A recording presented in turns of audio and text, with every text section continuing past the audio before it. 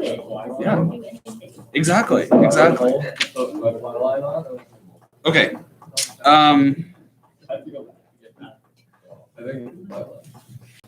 So I'm going to cover pendulums today, or pendula, if you want to be really, I don't know, maybe one of you Latin, Greek experts, you linguists out there can check me. I'm actually not, huh? Did I show you guys that video of the dictionary woman? I've seen it. I thought I showed it to a bunch of classes. She talks about how like the plural of octopus is, well, no, she discusses how octopi would be if it was rooted in Latin, but she talks about how technically it's rooted in Greek, and so it should be octopodes.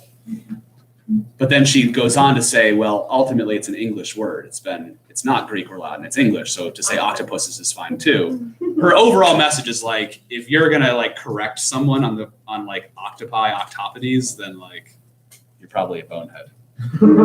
I think was her general like point. So anyway, octopodes. Well, it's like when they have those like Greek names like Euripides, you know. I'm hilarious. You are? Yeah. Okay, so this is nothing mind blowing here. It's just I'm going to show you a pendulum. I'll just use my hand, I think. I'll try my best to keep it steady. It's just like the Twitch fans can see it. So pendulum, you know, you got this thing. A pendulum is you got this. It's in stable equilibrium right now. Let me just grab this one. Okay. And so if I displace it some amount of degrees or radians and I can let it go, it swings. So you can see it's periodic motion, right? I could assign some frequency. Oh, I bumped by accident. Frequency or period, right? Oh, how many cycles per second? Looks like it's about, see, that's 1 cycle, 2 cycles, 3 cycles. So I don't know, roughly 1 hertz. What happens if I make the string longer though? What do you think? It's going to make the period longer or shorter? 1, 2, 3. I'm gonna hypnotize you, Kate. Don't get hypnotized. You're already sleepy. Let's see if I'm strong enough to hold this. Probably not. What if you put a bigger, heavier mass on there? Oh my goodness, I can't. I can't get it on.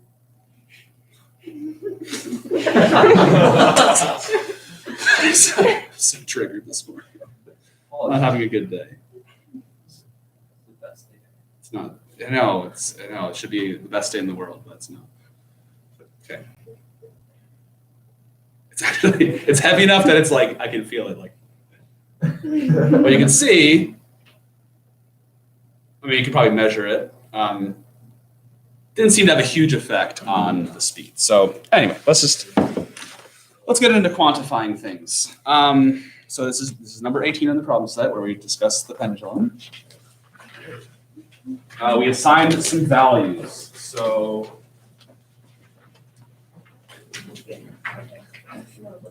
I hope to have time today for you guys to just kind of work on this stuff.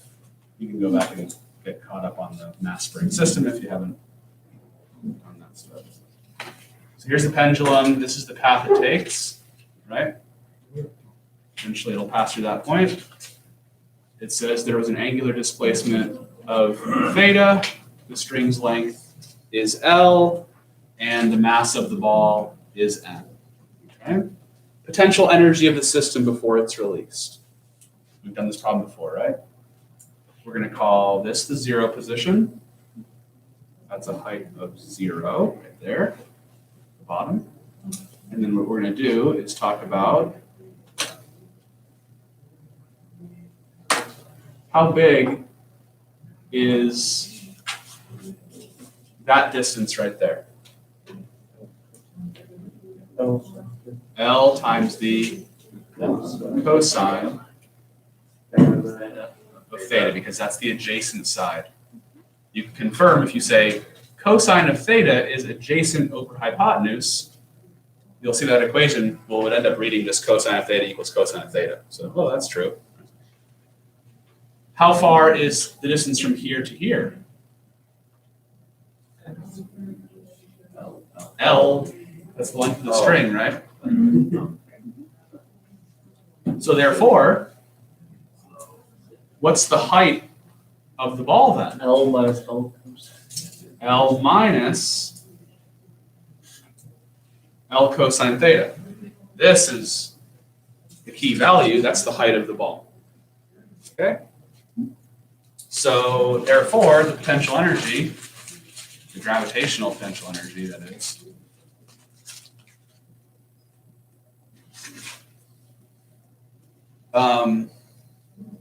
would be mgh.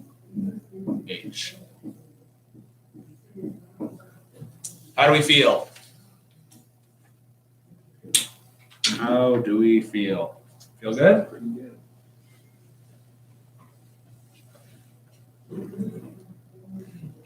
Still jealous of Julia's sandwich. It was a good thing. You text your dad and say thank you for the good sandwich. I told him this morning. Did you make your mom one? No. Jeremiah, come on, man. What did your mom have to say about that? Well, she has to leave earlier because she's a teacher. Yeah. And so they were. You should have gotten up earlier. Just kidding. Just kidding, Jeremiah. Love you, bro. Okay. Paul, you're in a very triggered state. I know. I'm triggered. Sorry. I'm sorry. Let me pull. Wait, bootstraps? They're engaged. They're fully tensioned now. Okay. How fast is this thing going to be going as it passes through that point?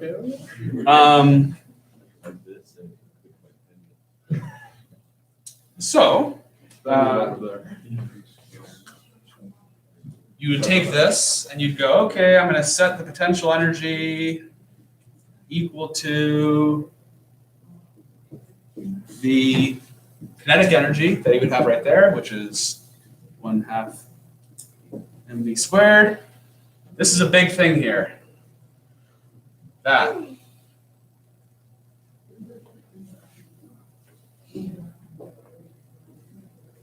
So you solve for V, you get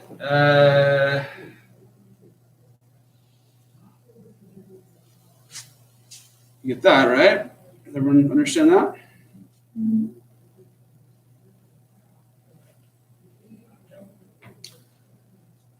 So that tells you something, that what quantity doesn't really affect it doesn't affect the velocity, that's for sure. The mass. And so it stands to reason that I guess the mass doesn't really have an effect on the movement here. And that's you'll see that also in C. You're gonna have to just, I guess, trust me on the formulas here, but the frequency. Now here's a cool thing. Even though this motion is like pretty different from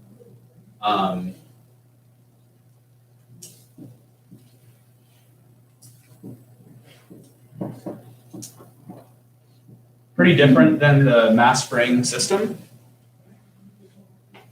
I mean, you can see it's fairly obvious. Look at those formulas. They're the exact same structure as the mass spring system. And that's why we're studying them together. They're both, well, if you want to get really technical, the pendulum is only an approximation of a harmonic oscillator. The mass spring system is the true ideal harmonic oscillator, and then a pendulum has similar behavior. It starts to break down if you make the angle really big. If you pull it out like 70 degrees, it's still pretty close to harmonic motion, like a nice sine wave graph. But anyway, speaking of which, well, first of all, does that make sense? The longer the string, the bigger the period. Mm-hmm. And if you turned up gravity, imagine if you dialed up gravity, the thing would swing back and forth faster. Mm-hmm. And as you can see, same thing here. The gravity does affect the velocity. So if you increase the gravity strength, it's going to be traveling faster as it moves through the thing. However, moves to the equilibrium point. There is something weird on here that's not obvious. Does anyone notice something that's not in these that you might think could potentially be in them? Is it data? Theta. Yeah, exactly. So, and then what does theta represent? Theta is the initial displacement. So this I think it should surprise you. I mean, what this tells you is that if you pull the pendulum back 20 degrees and then measure the period, and then you pull it back 40 degrees and measure the period, that angle would have no effect. It would be the same period either way. Make sense? Is that what caused like the wrong logic? Because at some point you get just so high, instead of it swinging perfectly, it'll like come down more at an angle. Wait, what? So like with the pendulum, like say if you had it like past 90 degrees and let it go, it wouldn't like swing more, like, it would kind of just drop. I'm sorry, you lost me, but I kind of But get you're- it. I kind of get it. if you have, I mean, first of all, if you want to, you can have a pendulum where you started off like up here, but it can't be a string anymore for obvious reasons. Like if this is like a solid rod, yeah, and it'll swing up to it. Ideally speaking, at least, it would swing up to the same height and then swing around. Now you start adding in air resistance, it's going to exponentially decay. So, does that make sense? Yeah. All I was talking about was if you, here, I'll show you again. I'll try to. So, if I make a pendulum, just get this extra string out of the way. Get out of here. Okay. And so if I'm going to pull it back like, I don't know, like 20, 30 degrees and go, let's look at the period. Then I'm going to pull it back farther. Now, here's the thing. Now it's going faster at the bottom, but it's traveling a bigger distance, but it's going faster. And those effects just happen to cancel each other out. So did you notice that with the mass spring system as well? What value did not affect the period on the mass spring system? The initial displacement. Have I lost you guys? You can tell me. So on the mass spring system, like just to clarify, if I have this guy, if you displace him 3 centimeters and measure the period of oscillation, and then you displace him 5 centimeters and measure the period of oscillation, they should be the same. So, and again, if you displace it 5 centimeters, yeah, it's going to be traveling faster through equilibrium. Its overall speed is faster. Its average speed is faster, but it's traveling a farther distance, and those two effects cancel each other out. So, is making any sense? Yep. This is, part of physics, part of the art/science of studying this stuff is to be able to look at an equation and go, wait, oh yeah, interesting that the period formula does not involve this quantity or that quantity. Okay, so in this case, the period and frequency do not depend on the mass, and they don't depend on the initial displacement. For the mass spring system, it was the initial displacement, how far you stretched or pulled the spring to get it moving. That did not affect the period and frequency. Is this making sense or no? Possible. Good. Okay. We're going to sketch the 3 graphs for the blocks of motion. We've done that before, right?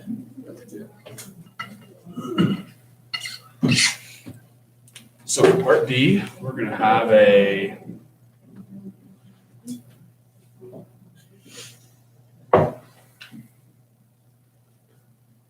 a position versus time. We're going to have a velocity versus time.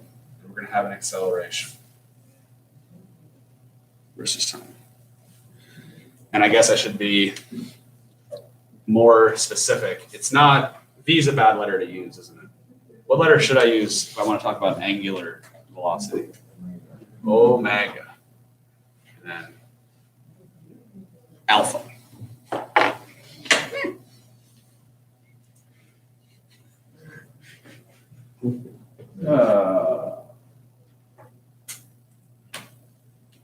There's tennis again? Who you guys playing, Hannah?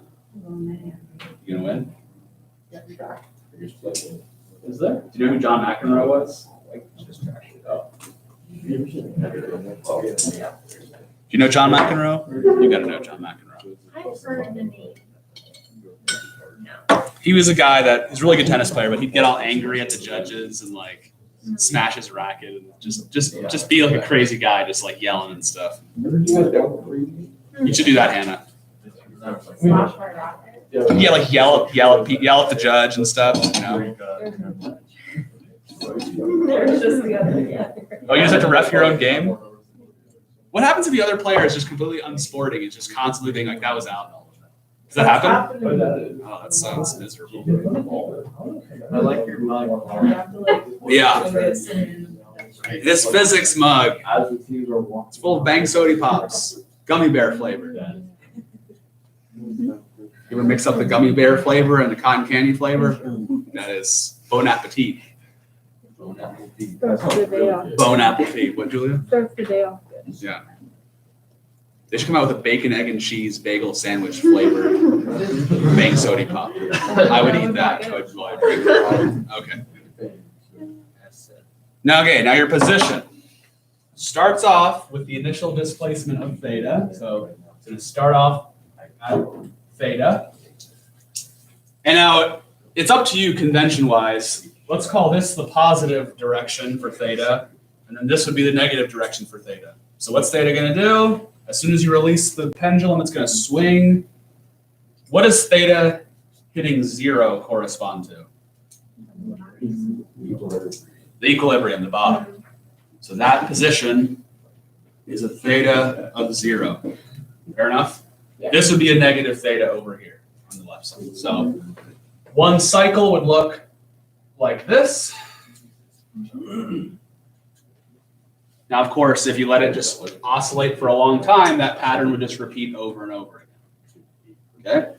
And of course, the period right here, one cycle took 2 pi times the square root of L over G seconds. Omega.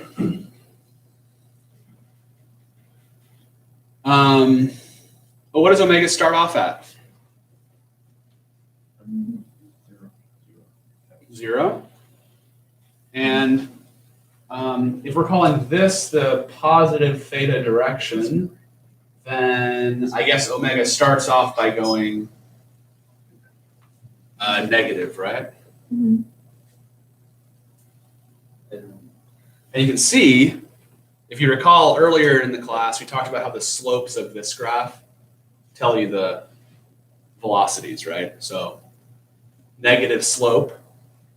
For Quackless people, this has really been, hopefully, well, I've attempted to make you know this.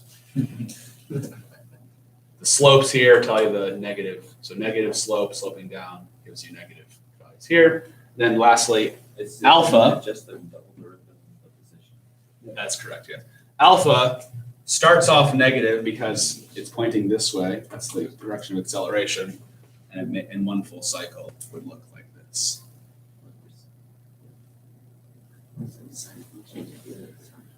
Like you said, Winslow, yeah. This is a cosine function, and the second derivative is a negative cosine function. Also, a cosine function has a derivative of negative sine. It's a negative sine function. Derivatives all the way down, just like the turtles, right? Mr. Turdy. Who is that? Is that Terry Pratchett talking about the turtles? No, He feels me? It's not Terry Pratchett? John Green. I think John Green's referencing Terry Pratchett, though. It's a Discworld, isn't it? Feels me? Any sci-fi fans in here? We'll have to Google it. I think it's Terry Pratchett. He's talking about what is the world? What holds up the world? It's on the back of a big old turtle. Well, what holds up the turtle? Just a bigger turtle underneath that one. Which then, of course, that raises the question: well, what about that? And it's turtles all the way down. You guys ever heard that? No, Terry. You said what? John Green? Is that what you said? I've heard of him. Crash course guy? Yeah. Crash And course the US author. history class. Oh, he wrote a book called Turtles All the Way Down. That's the only reference I know. Oh, really? Hold on. I want to know this. That's got to be a reference to. I am simply untold. No, you're not. Turtles All the Way Down is also brought up in Hitchhiker's Galaxy. Is it? Maybe it is. Maybe it is Douglas Adams, and I'm. And I read that number from that book. It's just a great things. Less than. Sorry. Look at the last question on your assignment on this question, guys. See if you know the answer. I'm sorry, I'm distracted. I must know the answer to this now. I must know.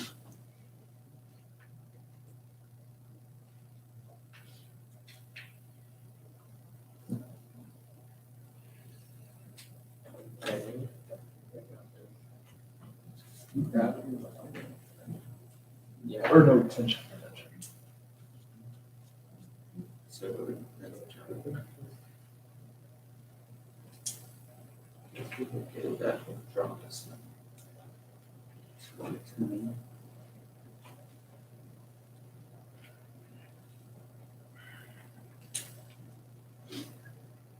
Oh, interesting. Okay, this goes deeper. Apparently, like this person's ascribing it to Bertrand Russell. Another person's saying it might have been Stephen Hawking who came up with the phrase. Interesting. I'll have to look at it. Okay. It's not as simple as just from Discworld. Okay. Anyway. Tension and gravity, right? Right. So at every different point in time,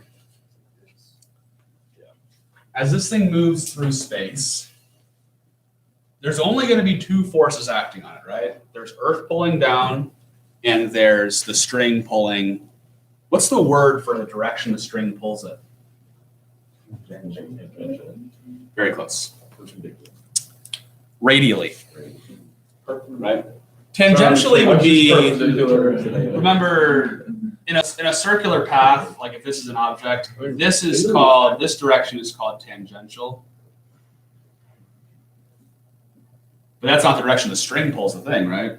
If you're attached to a string, the force exerts this way, and that's called radially, along the radius. Does that make sense? Okay. Yes. Okay, just so sleepy. Okay, so it says for 3 different points in the pendulum's path, so just after it's released, when it's halfway to its equilibrium, and then when it's passing through equilibrium, draw the vectors and then draw the net force vector of the solid line. So let's draw that. So here's when it's just released. Okay, the 2 forces are? And gravity. Yeah, so here's gravity. And here's, well, actually, here's the thing. As far as how much tension is there right before you release it? Well, like, yeah, because like something is like holding it. Well, if you were like holding, well, I guess what I'm getting at is there's enough tension. There's a little bit of tension when you first release it. Yeah, I agree with you. If you're Yeah, holding it, yeah. then yeah, you But it's probably gonna be more- alleviate the tension. It's but- gonna be, there's more tension at the bottom. Do you guys remember this whole box idea or no? So here's the circular path. The way this works out is these 2 vectors would add up. So if you added this vector onto this vector, like you see I could put that arrow there. That's how vectors add up. You'd actually have the net force would point tangentially to the path. That's right, you did the simulation thing. Yeah, I can show that again too if that helps. But well, yeah, when you first release a pendulum, these 2 forces have to add up to be tangential.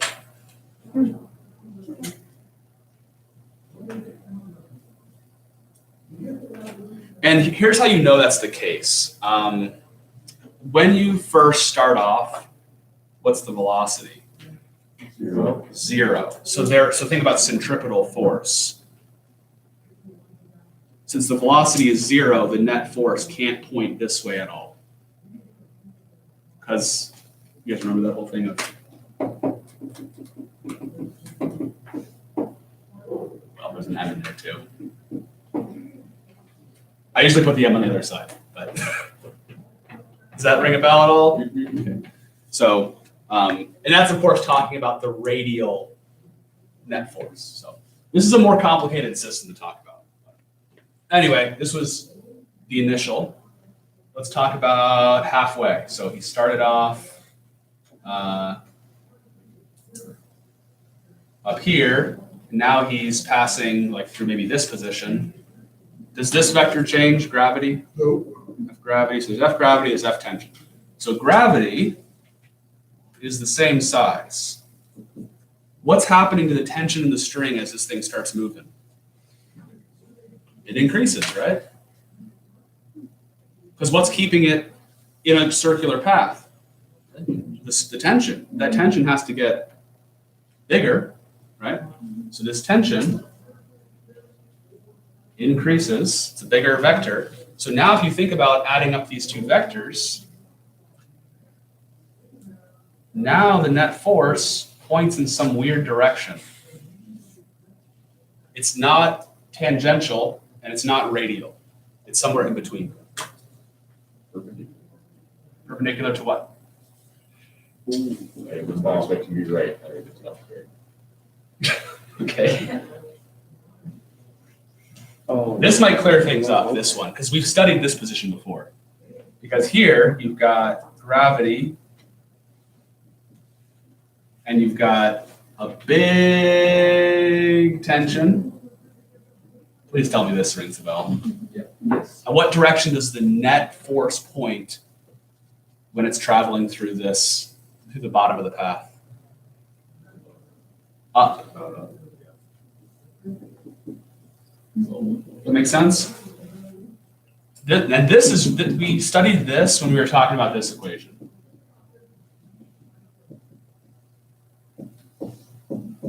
So there was some nuance to this equation, which was this equation applies when there's no acceleration, and at this moment there's no acceleration, and you're traveling a circular path, and you want to know how big is the net force. Well, that makes sense for you. Yes. A little off topic, but is there any like relationship between like the angles of the net between each three of them, or is it just at that point? There's some relationship. I don't know what it is. I mean, that'd be an interesting question. As far as like the magnitude of it and the angle, Yeah, it'd be interesting. Yeah, I'm not sure. I just keep on thinking like maybe someone like connects it back to like calculus and how like I don't know, just thinking like more on the math side of it.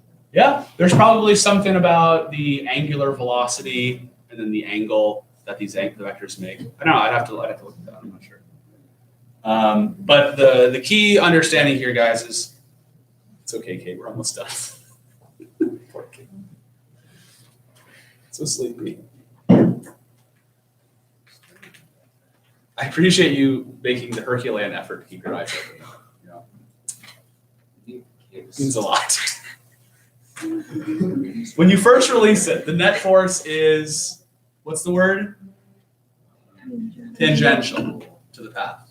When you're passing through equilibrium, the net force is radial. And then when you're in between those two points in time, it's something in between those two. Points in a different direction. I can show you guys we had looked at that simulation a while back, like Aaron mentioned. I can show that again if you'd like. But let's do some. This is actually much simpler. This is not that easy to wrap your head around, the whole vector thing. It can be challenging. However, 19, we're going to make a clock. Okay. So, how long does a pendulum have to be if you want the period to be 1 second? How did you answer a question like that?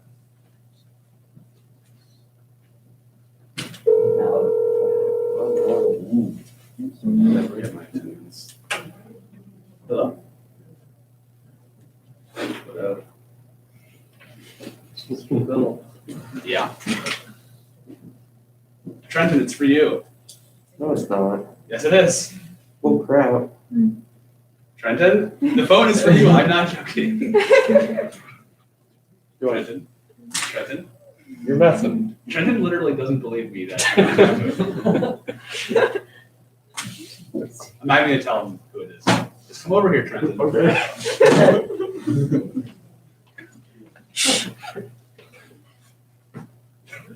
Hello.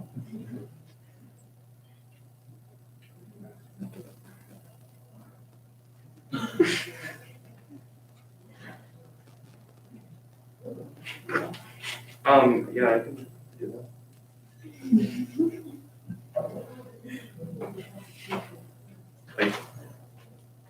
Like now? Okay. All right. Yeah, I can do that. I can do that. That'd be great. Probably have time like right after 6th period, so like any time today.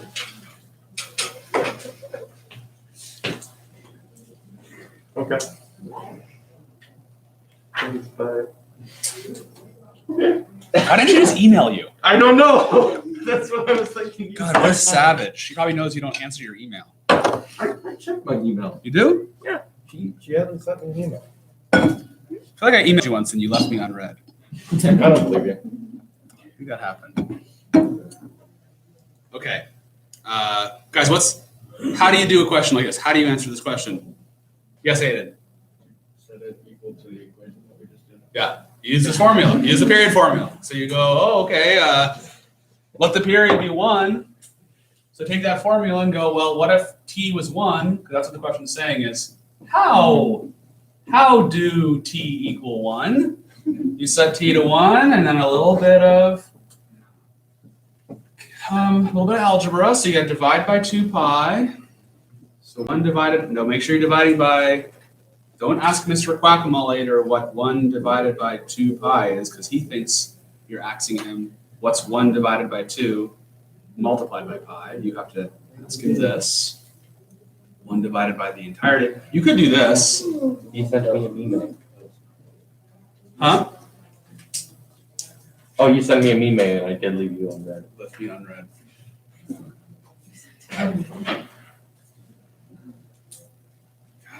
Sorry. Devastating. Made me feel like such a pygmy. Okay, anyway. Hopefully you know how to do that by now. Who got an answer for this? Anyone? No? You disagree? Sounds good to me. Cool. Yeah, you got nowhere near that. Oh, excuse me. Yes? I don't know what 0.25 looks like. That sounds right to me. I mean, this is roughly 10. This is roughly a sixth squared, so 10 over 36 would be in that ballpark. So 0.2. Okay. Which, let's see. I'm just going to eyeball it. 1/4 of a meter. So that says if I make a string that's roughly 1/4 of a meter, I don't know, that feels like maybe this is more like 1/4 of a meter. And I hook a mass to that. How far should I displace it? Exactly. However, doesn't matter. The displacement should not matter. Free will. 1, 2, 3, 4. That was about 1 second per oscillation, right? What would happen if I doubled the string length? What would that multiply the period by if I doubled my string length? Root 2. So doubling the string length should turn it into, I think I more than doubled it. What? Does everything physics like multiply and stuff? It seems like it's always root 2. When in doubt. Well, what if I said tripled? Okay, well, If I tripled the strength length of the string, it multiplies it by root 3. But you're right. It's a good observation that a lot of things in physics are nonlinear. Okay, the relationship between a pendulum's period and its string length is nonlinear. Okay.